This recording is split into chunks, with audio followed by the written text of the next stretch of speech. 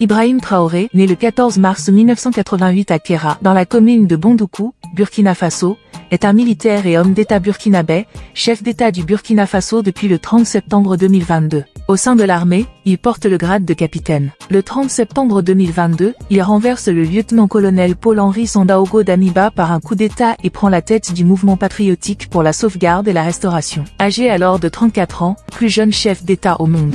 Biographie, enfance et formation. Ibrahim Traoré est né à Kéra, dans la commune de Bondoukou, le 14 mars 1988. Il a fréquenté le lycée mixte d'Akarville de Bobo-Dioulasso, où il obtient le baccalauréat en 2006. Il est diplômé en géologie à l'université d'Ouagadougou. Il a été durant ses études militant de l'Association nationale des étudiants du Burkina, ANEB, une organisation estudiantine d'inspiration marxiste. Carrière militaire. Traoré n'est pas issu du Prytanée militaire de Kadiogo, PMK, contrairement à son prédécesseur Damiba et bon nombre d'officiers burkinabés. Après des études universitaires en géologie à l'université Joseph Kizerbo à Ouagadougou, Ibrahim Traoré intègre l'armée en 2010. Il fait sa formation à l'académie militaire Georges Namoano, une école de formation d'officiers basée à Pau, où il sort vice-major de sa promotion. Le jeune soldat va rapidement gravir les échelons militaires. En 2012, il devient sous-lieutenant. En 2014, il passe au grade de lieutenant avant d'être promu capitaine en 2020. En mars 2022, il est nommé chef d'artillerie, RA, du 10e régiment de commandement d'appui et de soutien, 10e RCAS, basé à Kaya par l'ex-président Damiba. Le capitaine Traoré a participé à plusieurs opérations militaires dans la lutte contre le terrorisme, notamment à Djibo, où il était placé sous les ordres du lieutenant-colonel Damiba, alors commandant du groupement des forces armées antiterroristes en 2017.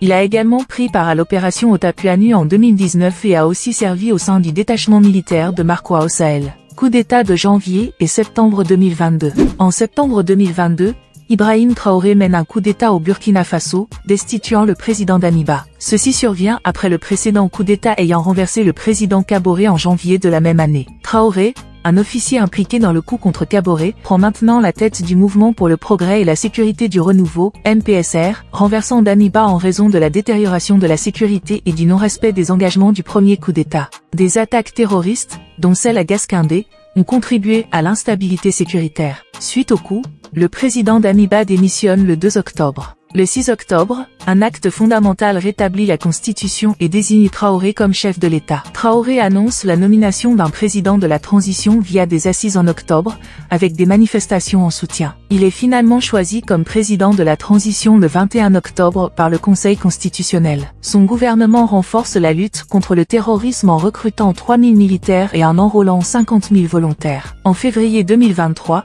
Traoré annonce des offensives à venir contre les djihadistes et appelle au soutien populaire. En avril, il déclare la mobilisation générale et recherche des alliances militaires avec la Russie, la Turquie et la Corée du Nord. Toutefois, le gouvernement privilégie ses propres forces dans la lutte contre les djihadistes. Malgré les sanctions économiques, le gouvernement augmente les taxes pour financer l'effort de guerre. Ibrahim Traoré, grâce à son âge, son expérience et son langage, attire la jeunesse et se réfère aux idéaux de Thomas Sankara pour galvaniser le pays en mettant l'accent sur la souveraineté nationale et le rejet de l'impérialisme. Camarade président Vladimir Poutine, camarade président chef d'État africain, camarade chef de délégation, bonjour.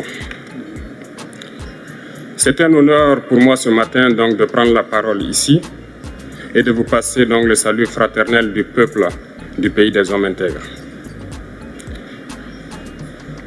C'est aussi le lieu pour moi avant tout propos de rendre grâce à Dieu, Dieu Tout-Puissant qui nous a permis de nous réunir ici ce matin en bonne santé pour parler de l'avenir et du bien-être donc de nos peuples.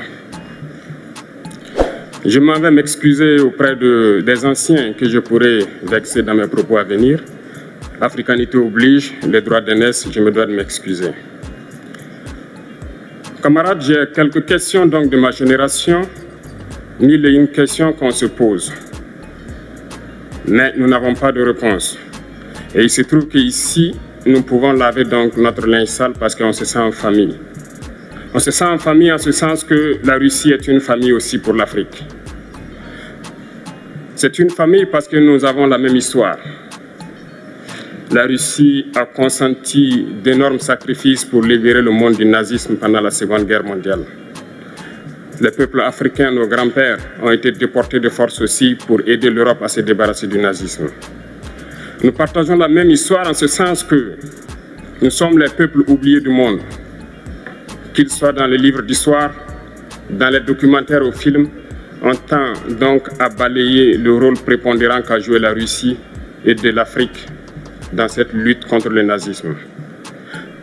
Nous sommes ensemble parce que actuellement nous sommes là pour parler de l'avenir de nos peuples, de ce qui va advenir demain, de ce monde libre auquel nous aspirons, de ce monde sans ingérence dans nos affaires internes. Nous avons les mêmes perspectives et je souhaite que ce sommet soit l'occasion donc de pouvoir tisser de très bonnes relations en vue d'un meilleur avenir de nos peuples. Les questions que mes générations se posent sont les suivantes, si je peux me résumer. C'est de ne pas comprendre comment l'Afrique, avec tant de richesses sur notre sol, avec une nature généreuse, de l'eau, du soleil en abondance, l'Afrique est aujourd'hui le continent le plus pauvre. L'Afrique est un continent affamé. Et comment se fait-il que les chefs d'État traversent donc le monde à mendier? Voici des questions que nous nous posons et que nous n'avons pas de réponse jusque-là. Nous avons l'occasion de tisser de nouvelles relations. Et j'espère que ces relations puissent être les meilleures pour donner un meilleur avenir à nos peuples. Ma génération me charge aussi de dire que, par ce fait de pauvreté, ils sont obligés de traverser l'océan pour essayer de rallier l'Europe. Ils meurent dans l'océan. Mais que prochainement, ils n'iront pas traverser parce qu'ils viendront devant nos palais pour chercher leur pitance quotidienne. Pour ce qui concerne le Burkina Faso, aujourd'hui nous sommes confrontés depuis plus de 8 ans à la forme de manifestation la plus barbare, la plus violente du néocolonialisme, de l'impérialisme. L'esclavage qu'on tend encore à nous imposer. Nos dévanciers nous ont bien appris une chose. L'esclave qui n'est pas capable d'assumer sa révolte ne mérite pas que l'on s'apitoie sur son sort. Nous ne nous apitoyons pas sur nos sorts, on ne demande pas que quelqu'un s'apitoie sur notre sort. Le peuple burkinabé a décidé de lutter contre le terrorisme en mesure de relancer son développement. Dans cette lutte, des vaillants peuples, des vaillantes populations se sont engagées à prendre les armes face au terrorisme. Ceux que nous avons affectueusement appelés les VDP, des volontaires. Nous sommes surpris de voir les impérialistes traiter ces VDP de milices et de tout type. C'est décevant parce qu'en Europe, lorsque des peuples prennent les armes pour défendre leur patrie, on les traite de patriotes. Nos grands-pères ont été déportés pour sauver l'Europe. Ce n'était pas avec leur consentement, contre leur gré. Et bien au retour, on se rappelle bien qu'à Tiaroy, lorsqu'ils ont voulu revendiquer leurs droits élémentaires, ils ont été massacrés. Cela ne fait rien donc.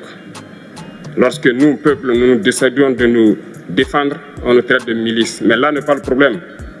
Ce qui est le problème, c'est de voir des chefs d'État africains qui n'apportent rien à ces peuples qui se battent, mais qui chantent la même chose que les impérialistes en nous traitant de milices, en nous traitant donc d'hommes qui ne respectent pas les droits de l'homme. De quels droits de l'homme parle-t-on? Nous nous offusquons contre cela et c'est honteux. Il faut que nous, chefs d'État africains, nous arrêtons de nous comporter donc en marionnettes qui dansent à chaque fois que les impérialistes tirent sur les ficelles.